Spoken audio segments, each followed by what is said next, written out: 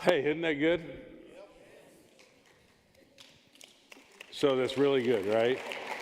Just like you should be a little more excited about that. Hey, let me tell you, and I think sometimes just connecting a little bit. I want you to, I think our staff has gotten really good at executing things, and I'm really appreciative of it. I don't know that we always do, and when I say we always, I'm putting that on me. Communicate effectively about what these kind of events mean, right? So executing a really good outreach event, a community event, is a good thing, but it would be better if you kind of understood the impact that it really makes. And so it wasn't just about the volunteers, which was phenomenal. It wasn't about the 270,000 pieces of candy that we gave out. Although I promise you there's a lot of happy dentists, right? We probably could sponsor the whole event, just get the dentist in Jacksonville to pay for it. It's about this. We had 1,155 families who we have no record of them ever being at an event that we have done as a church, okay? That means that they have not come to anything that they would have to register. They've never had their kids in our school. They've never taken a class at our college. They've never given money to anything that we've done at the Rescue Mission. They've never served here. They've never shown up in our plaza to use our playground or do anything there. They've never filled out any kind of information. 1,155 families had an experience with us on Sunday, and not just had an experience with us, we actually have their contact information. So we can pester them, right? My best friend is Spam Risk. Do you all know Spam Risk? That's what shows up on my phone like 10 times a day, Spam Risk. Somebody's got my phone number, they're calling me, and I can't identify them. And I just send them a do not disturb, response, just leave me alone. But we've had these people, so now we can communicate with them, right? And we can begin to engage with them and meet them at wherever their beginning point is and help them on a spiritual journey. And you're giving and you're serving and you're leaning into these kind of events is what helps make that possible. Tommy and I took a few minutes before the service, walked into the plaza, spent a few minutes in our new members connection class. 17 people are in that class at this moment. They were expecting a few more to show up that are going through a new members class today, right now. 17, isn't that good? Say, where do those people come from? Events like what we just did, right? That is the connection point. So we really appreciate what you're doing to help us get that done. And so if you've not been through a Connect class, come see me afterwards. I'll be glad to connect you to our Connect class so that you can get connected to our church, all right? And if you want to be more involved in what we're doing, if you would go to our next steps tables, and you can sign up and get involved in that. Book of Malachi today, last book in the Old Testament. I was thinking about this series, and we're going to talk about generosity. We're in this series on biblical stewardship. Last week we talked about the wisdom of generosity, how it is the wise way to live your life, to put God first in every area of your life, including in your financial life. Today we're going to talk about the biblical practice of giving, and what does it really mean? What's kind of behind this idea? What does God have in mind when he tells us to commit our tithes and offerings to the Lord? And Malachi is a great place to do this study. It is the last Old Testament prophet. In other words, if you know anything about the Bible as you have it, you have the Old Testament and the New Testament. In between the Old Testament and the New Testament are what we oftentimes refer to as the intertestamental period, or the 400 years of silence. So think about this for a moment. If I said to you, I'm going to preach a sermon, and it'll be the last word that I ever say to you for 400 years, don't you think the last thing I'm going to say for 400 years? Some of you thinking, you've been preaching 400 years? The last thing I'm going to say for 400 years, those would be pretty important words, wouldn't they? Wouldn't you think they'd be? And so what we have is the last words God's going to speak for 400 years. And you say, well, then he chooses to talk about giving and specifically tithes and offerings. Actually, the whole point of the book of Malachi is a little bit deeper than that, and I want to unpack that for you. Remember that the children of Israel as a nation had lived this history out, and at a point in time, God had said about them, he had predicted that this would happen. It was a prophecy that you're going to turn so far away from me and that you're going to pursue other gods that I'm going to have to choose some nations to judge you. In other words, you're going to bring punishment upon you because your heart turned so far from me, and you're going to be carried away captive. And actually, specifically, the children of Israel, the children of Judah, were carried away for 70 years, and they were taken out of Jerusalem and transported into Babylon, which is modern-day Iraq, and they were assimilated into the Babylonian culture. And after 40 years, the children of Israel returned to their homes. They returned to Jerusalem. And God, through Malachi, I want you to listen, this is a very important application. He's saying, you have come back to your houses. You have come back to the place of worship where the temple is. You have re-engaged in all of the spiritual practices that you were doing before. You've returned from Babylon to Jerusalem, but you haven't returned to me. Now think about the difference there. Let me give you and by the way, I'm fully aware of how good interpretation of the Bible leads to healthy application of the Bible, right? There's a lot of, and so here's an insight. I'm not saying this is what Malachi's teaching. I'm just making an application. I think there's a lot of people in modern Christianity, in the time that we're living in Western culture. We've returned to church from the pandemic. We've returned to a lot of our same activities, right? But we haven't necessarily returned to God. There's a difference in checking the boxes in your Christian life, doing what you think is expected of you, and there's another thing about your heart being passionate about the things of God. Jesus actually says in the New Testament to the people that are following him and to the nation of Israel, the spiritual leaders in Israel, he said, you honor me with your lips, but your heart is far from me. He's actually quoting a prophecy in Isaiah that has to do with this whole captivity time that Israel is going to go through. And in other words, he's saying, you can go through the motions, you can do the things that you think are obligatory in your relationship with me, but at the same time, you can be so far from me that what you're actually doing is not honoring me. That's the point that that Malachi makes in chapter 1, that you are failing to honor me. And you fail to honor me, God says, when you just give me the leftovers of your life, you don't give me the best of your life. You fail to honor me when you take the things that I have assigned as sacred and you treat them as common, right? I think, look, here's an example. I think the Lord's Day is sacred, for example, right? But you know what we do? We treat the Lord's Day as common, right? It's just another day. If we can fit it into our schedule, maybe we'll go to church, every once in a while. We get reminded, hey, our kids ought to be in church once in a while, so we treat the Lord's Day as common instead of sacred. And then we literally, this is what chapter 1 is about, we grow weary in the service of God. In other words, we think, hey, God, we're going to do you a favor.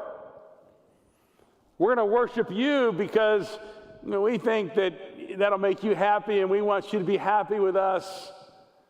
We're not doing it because we need it. We're not doing it because of worship. We're doing it out of obligation and routine. And so when you come to chapter 3, Malachi is going to hone in on what does this really look like to return to me. And he says in verse number 7, even from the days of your fathers you are gone away from mine ordinances.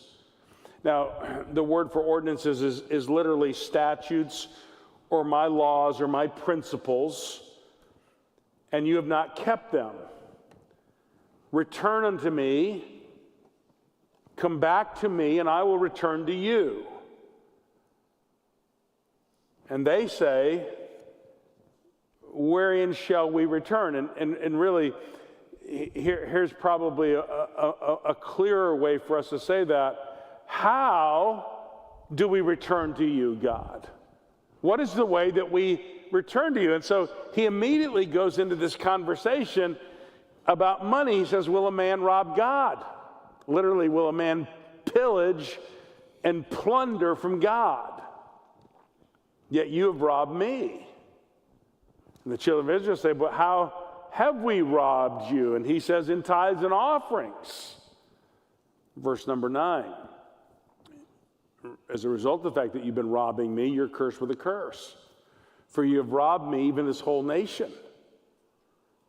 Bring ye all the tithes into the storehouse, literally into the treasury, that there may be meat in mine house, and prove me now herewith, saith the Lord of hosts, if I will not open you the windows of heaven and pour you out a blessing, that there shall not be room enough to receive it, and I will rebuke the devourer for your sakes, and he shall not destroy the fruits of your ground, neither shall your vine cast her fruit before the time in the field, saith the Lord of hosts, and all nations shall call you blessed, for ye shall be a delightsome land, saith the Lord of hosts.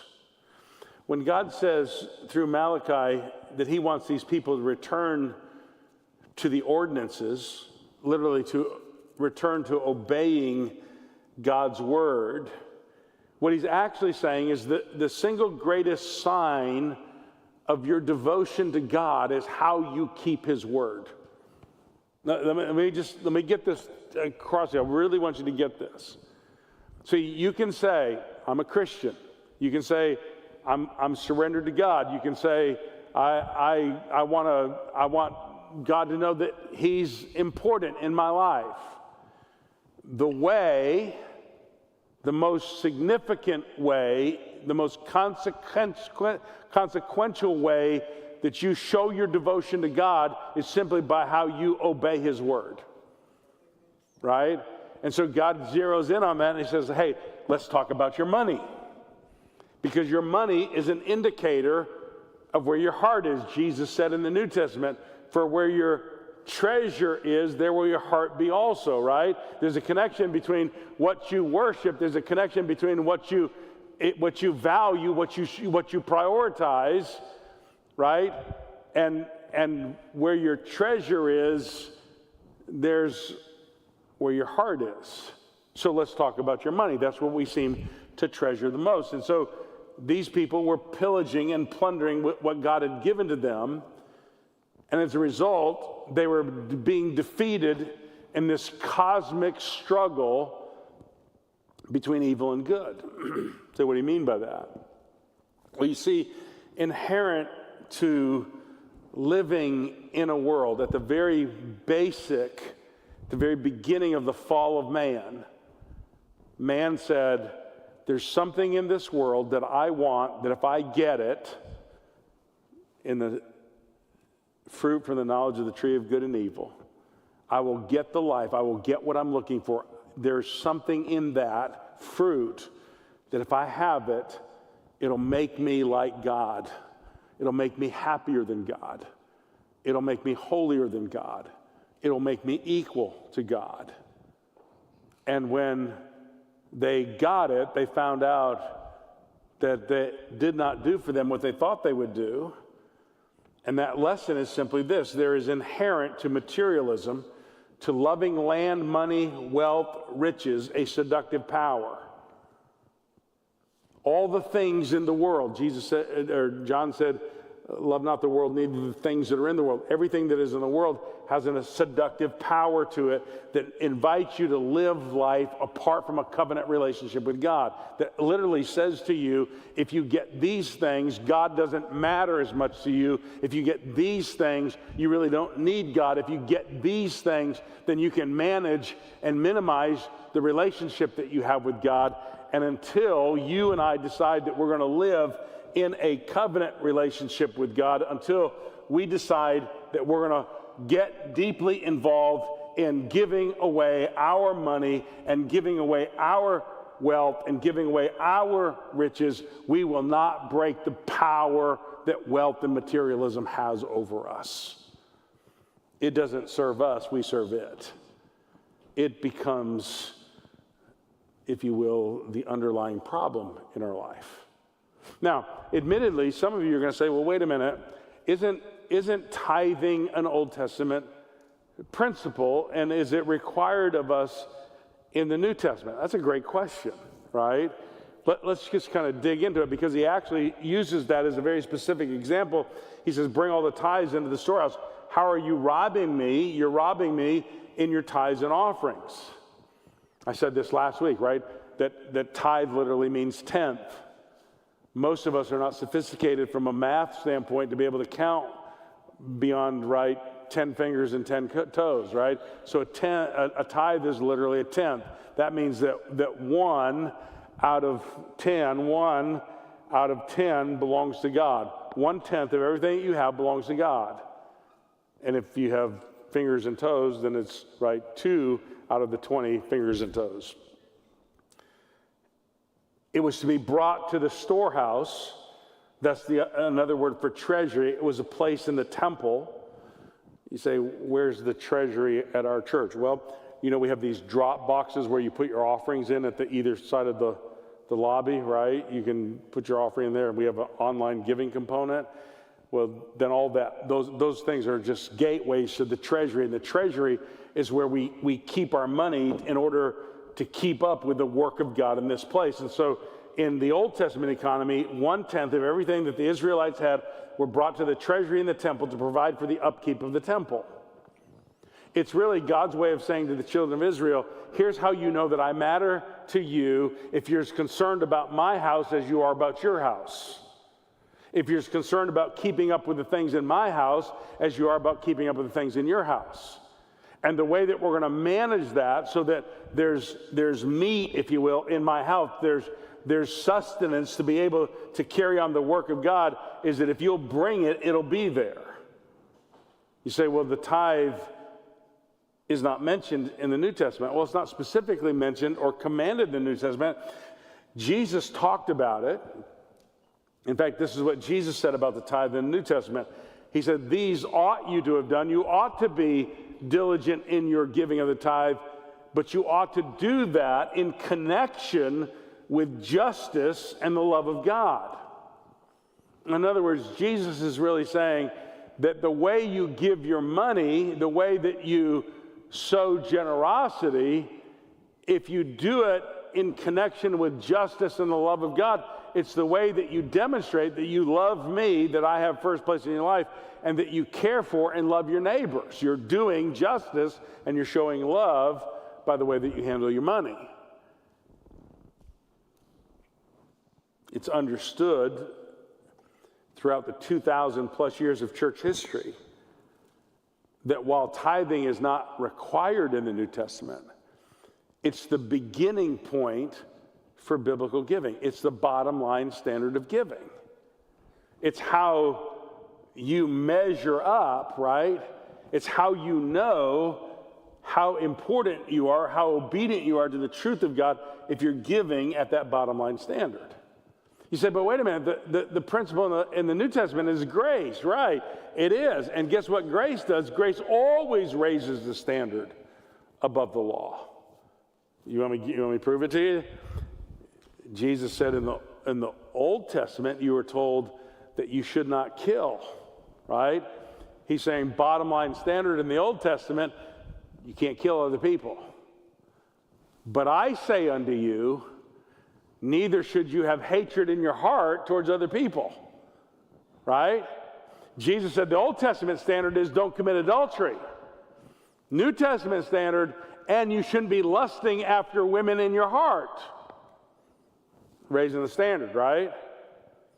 You should not, right, just turn, it's not eye for an eye, tooth for tooth. It's not retaliating good for evil, but you should be, what, forgiving and generous towards people. He raises the standard.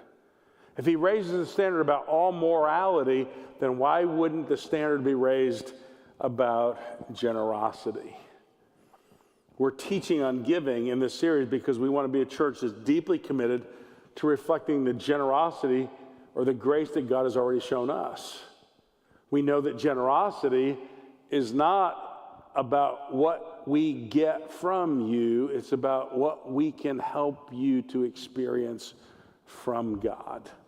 So let's unpack this for a moment about returning to God, committing to the practice of biblical giving. First of all, let's talk about the problem with biblical giving.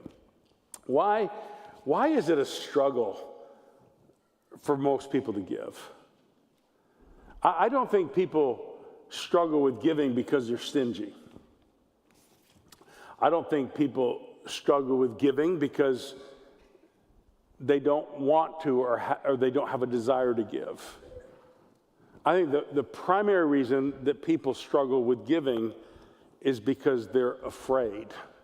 They're fearful about giving. Because giving away your money is literally giving away your security. Giving away your money is getting at the root of the things that you value in your life. What that literally means is this, that there's a seductive power in the love of money.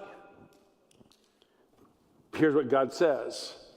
You love money so much that you're willing to take from me. You love money so much that you're willing to do things with your money or not do things with your money, even though it is sinful and offensive to me, you still choose to do it because money has a power over you. Paul said in the New Testament, 1 Timothy 6 and verse number 10, for the love of money is the root of all evil. That does not say that money is evil, right? It says that the love of money is evil. Do you get that? I made a really big mistake the other day. I gave my 2-year-old, soon to be 3-year-old granddaughter $2. It made her so happy. Now, she has no idea, Tommy, about the relative value of $2. The way she treated that was like I just solved all the problems that she's ever going to have in her life. Now, actually, I think what she figured out was that the $2 wasn't going to solve all the problems in her life, but the fact that she could get me to give her money was going to solve the problems in her life. Right? And I thought to myself, you know what I'm teaching her to do? I'm teaching her to love money. I don't want her to teach her to love money. I gave her the money because I thought it would make her love me. Right? The love of money is the root of all evil. Tim Keller said materialism and greed is excess. It is concern for or worry about, or the love of money is the need that we have for money and possession. When the Lord rebukes these people by saying, you've robbed me, he's saying you're pillaging and plundering me by taking what belongs to me and using it for your personal satisfaction. You see what happens? The more that you love money, the more seductive the power of money becomes in your life, the more that you will use God to get things, not use the things that God gives you to serve and honor and worship Him. Can I tell you this? The power of money is seductive. Most of us don't recognize when we're greedy. I've said this to you before, right? Jesus said, beware of covetousness. A man's life consists not in abundance of things that he possesses. Do you know that if you're committing adultery, you know you're committing adultery? Right? You just have to know. You say, well, what I'm doing is wrong. It's sinful. You can love money disproportionately. You can love money with covetousness and greed and not know that you're money hungry. Right? It's a sin that we're blinded to because money and the love of money is seductive, and the love of money is not only seductive, but it's idolatry. See, the word for storehouse here, look at this great word picture. Bring ye all the tithes into my storehouse. That's literally the word for treasury that was in the temple.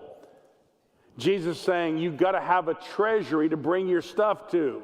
Because if you don't have a treasury to bring your stuff to, you'll make a treasury out of other things, right? And the things that you spend your money on, that's your treasury.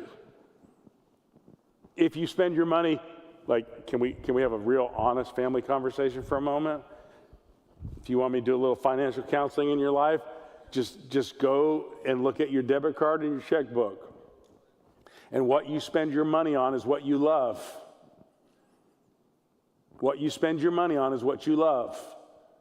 If you spend your money on food, you love food. If you spend your money on clothes, you love clothes. If you spend your money on your house, you love your house. If you spend your money on your investments, you love your investments. For almost for 40 years. You can look at 40 years of my family budget, and I give more money to the church than I spend on any single item, including housing and taxes in my personal budget. You say, why? Because the greatest treasure in my life is Jesus Christ. It's not my money. It's not my investments. It's not my house. It's not my clothes. It's Jesus. And if you don't make Jesus the treasure of your life, you'll be riddled by insecurity and insignificant because you're always going to be chasing something that makes you feel better about you. Secondly, not only the problem of biblical giving, let's talk about the practice of biblical giving. Now, I'm gonna try to unpack this really quick because I want to get to this last point. The reason that God's having this conversation is he's literally saying to them, in fact, he's pleading with these people, you didn't learn your lesson in Babylon. If you'd learned your lesson in Babylon, when you came back to Jerusalem, you would not have just picked up activities. You would have not just picked up behaviors and practices. You would have actually returned to me. You would have actually been living as a way that I am the ultimate treasure in your life. And what he's saying to you is you're living deficiently. You're not experiencing the fullness of your life. Here's a good example. So what was the lottery number? Did it get up to 1.6 yesterday? 1.6 billion? Did any of you spend any time thinking about, man, if I just won that lottery? Did any of you have this thought? If I won that lottery, it'd solve all my problems, right? Did anybody, let's be honest, did anybody think about that? The money is so seductive to us that we think, man, if we just get that, think about all the things it'll take care of in our life. Jesus actually is preaching in a countercultural way, and he's saying money's not the solution, it's me that's the solution. Put me to the test, test me out. That's literally the word, prove me, verse number 10. Bring all the tithes into the storehouse, that there may be meat in mine house, and prove me now therewith. Don't withhold your giving because you don't trust me. Put me to the test. And when you put me to the test, here's what you're going to see happen in your life. 4 things. Augustine, early church father, said this about the issue of giving. He said, God's more anxious to bestow his blessings on us than we are to receive them. God wants to do far more in your life than you could ever imagine. 4 quick promises. There's the promise of provision. God says, hey, prove me now herewith and see if I will not open up the windows of heaven and pour out a blessing upon you. David Green, Hobby Lobby. Any of you ever shop at Hobby Lobby? Go back and look up David Green, Hobby Lobby. Just type that in and look it up. A month ago, October 5th, 2022, David Green made a conscious decision thinking about legacy of Hobby Lobby. By the way, Green he's a modern day philanthropic icon. I mean, he's just been incredible things he's done. Liberty University, the largest building that they have on their campus, It houses Thomas Road Baptist Church. It houses a large section, Liberty's so big now, but it houses a large section of the administration for Liberty University. It houses the Christian school there and all the ministries of Thomas Road Baptist Church. David Green bought that building for $11 million.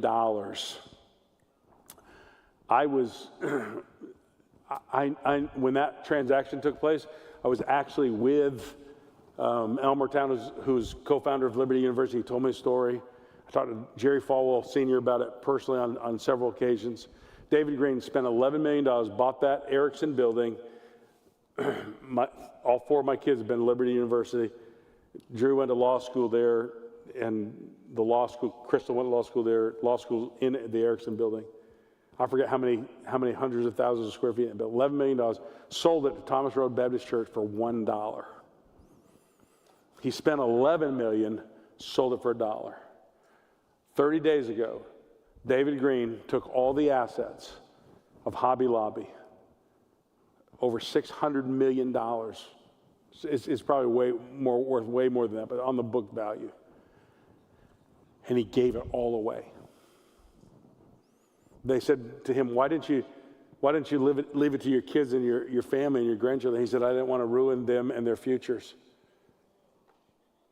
David Green said 3 things that mattered to him in his life. 1, I'm going to give God 10% minimum of everything I ever get. He said, because God says, I'm going to open the windows of heaven and pour out a blessing on you. 2, I'm going to live by the wisdom of God. I'm going to put the truth of God into practice every day of my life. And number 3, I came to the conviction in my life that I owned nothing. I'm a steward of everything, and God owns everything. You see that? See how it just changes the way that you look at everything in life? There's a promise of provision. Secondly, there's a promise of protection. You put God first, you honor him, you return to him, then he's going to rebuke the devourer for your sake. What he's going to do is he's going to keep you from suffering in areas. He's going to keep you from losing out in this cosmic struggle between good and evil.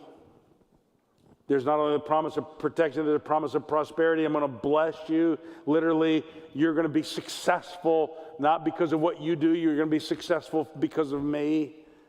And then finally, you get the promise of presence. The great indicator in your life is that simply people are going to look at what happens and they're going to say, God did this for them.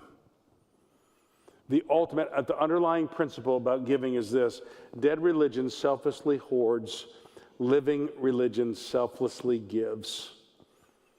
You're either holding on to selfishly or you're giving away selflessly. R.G. Letourneau. There's numbers of institutions in America that are named after Letourneau. As a 16-year-old, he came to faith in Jesus. He grew up in a little town in Vermont, literally not too far from where my mom was born and raised. He came to faith in Christ as a 16-year-old. Got married when he was 18. As an 18-year-old, he heard a sermon by his pastor, and he came to his pastor and he said to him, I want to do much more for God than I'm doing. His pastor said to him, RG, God needs Christian businessmen too. That made just such a deep impression on Letourneau as an 18-year-old.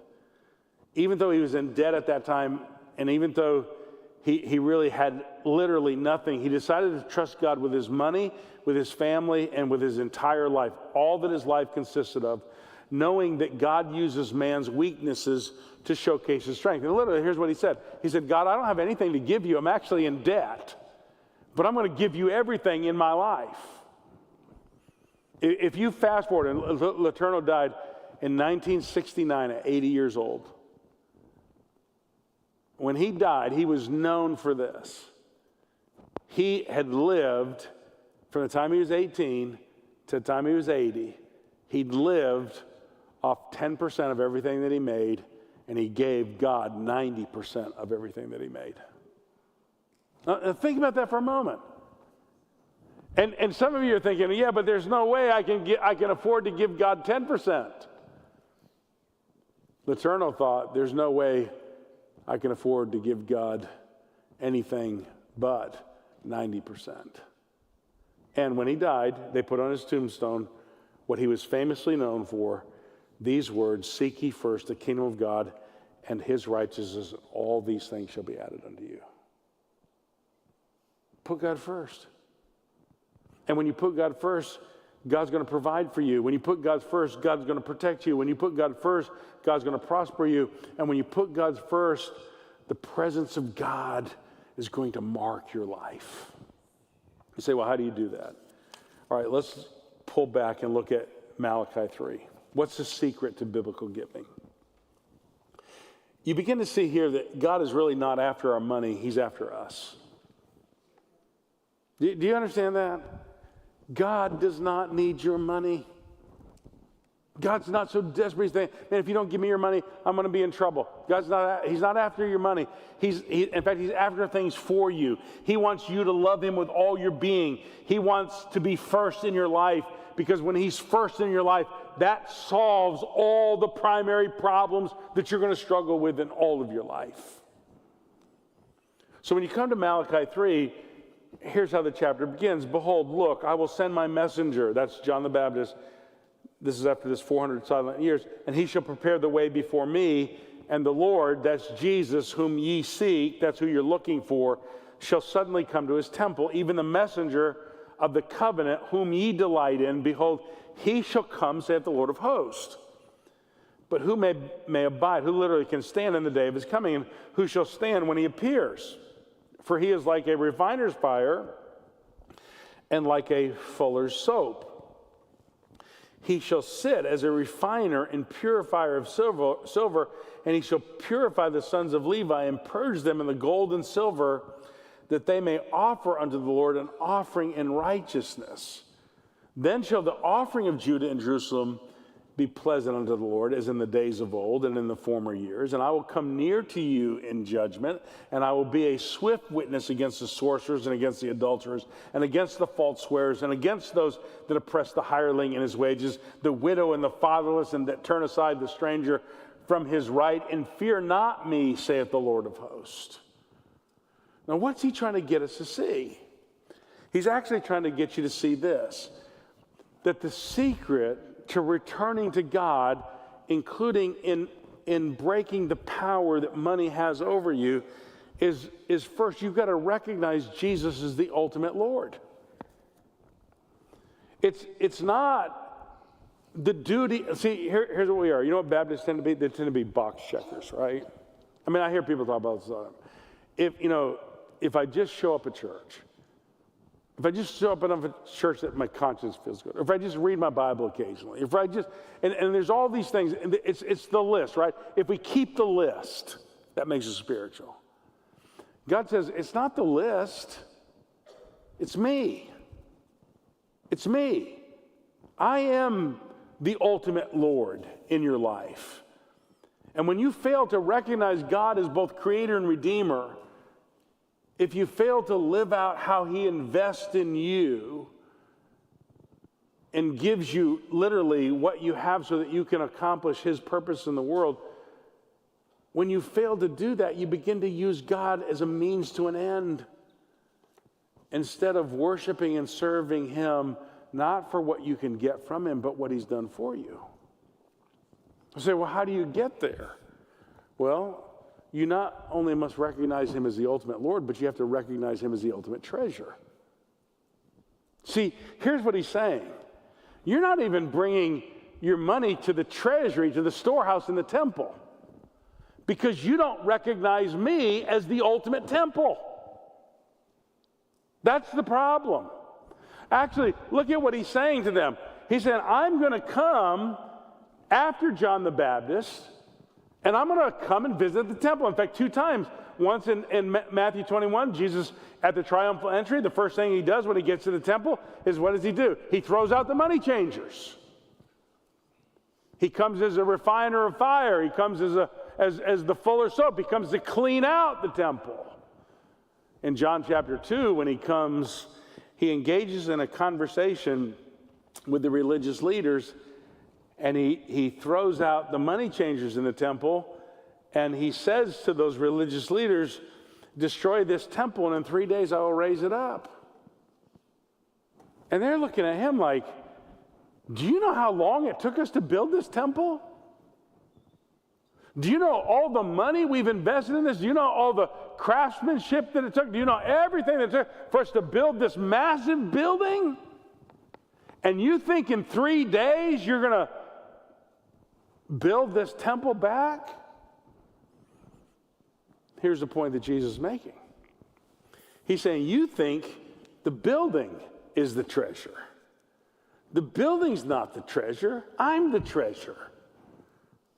You see, if you destroy me, if you kill me, in 3 days, I'm coming back to life. You destroy this temple, in 3 days, I'm going to build it up. You say, why did he say that? Because he is the temple. He's not just the temple. He's the sacrifice that ends all sacrifices. He's not a priest in the temple. He is the ultimate priest. What's he trying to get to? He's saying, I did not come so that you would have a place to worship. I am the one that you worship. I am not coming to give you a treasure. I am the treasure. I am what you're looking for. The sacrifice is not a lamb that's being offered in the temple. It's the Lamb of God. And when you see that the temple is not a building, but a person, and it's the person that makes it possible for you to get back into a relationship with God, then you're going to say, that's what I'm looking for. And you'll be willing not just to give your money out of an obligation, you'll literally lay down your life for God. You'll say, you are the everything in my life. You are the treasure. And when he becomes the treasure, guess what? He can ask you anything at all, and you're willing to do it. Martin Luther said there are 3 conversions that are necessary: the conversion of the heart, the conversion of the mind, and the conversion of the purse. The most difficult of those is the purse. Today, you're either living a generous life or you're living a greedy life. And by the way, that's not just about money. Either you're at the center of your life or Jesus is the treasure of your life. When you see that he's the sacrifice that was made for you, then you will find that your heart is warmed and your view of your time, your view of your treasure, your view of your possessions needs to be adjusted to the fact that he is the ultimate treasure. See, our goal for you is to return to the Lord. Not just check boxes in your life, but to give your life completely to Jesus Christ. And when you do, you know what's going to happen? What's going to happen in your financial life is this. You're going to move from, I am not doing anything from God, to I'm going to do something from God. I'm doing something for God, to I'm doing something significant for God. And I'm going to do something significant, and I'm going to move to doing something that is sacrificial for God. Now, either Jesus is the treasure, and he's worth us giving up everything for, because he saw you as the treasure. He was willing to give himself up for you so that you can give yourself up for him. A couple weeks we're going to talk about this verse. He who is very, very rich became very, very poor, so that you and I who are very, very poor might become very, very rich. We might experience God's grace in our life. Let's stand together for prayer. Our heads are bowed, eyes are closed. Nothing will change your life like putting God first. And not just putting God first in an area of your life, but in every area of your life. Why don't you put God to the test? Why don't you say, God, I'm going to trust you. I'm not going to be afraid, but I'm going to trust you. I'm going to put you first in my financial life. I'm going to begin to give as though you are the ultimate treasure. Father, speak to our hearts, and may your word become real to us today. We pray in Jesus' name.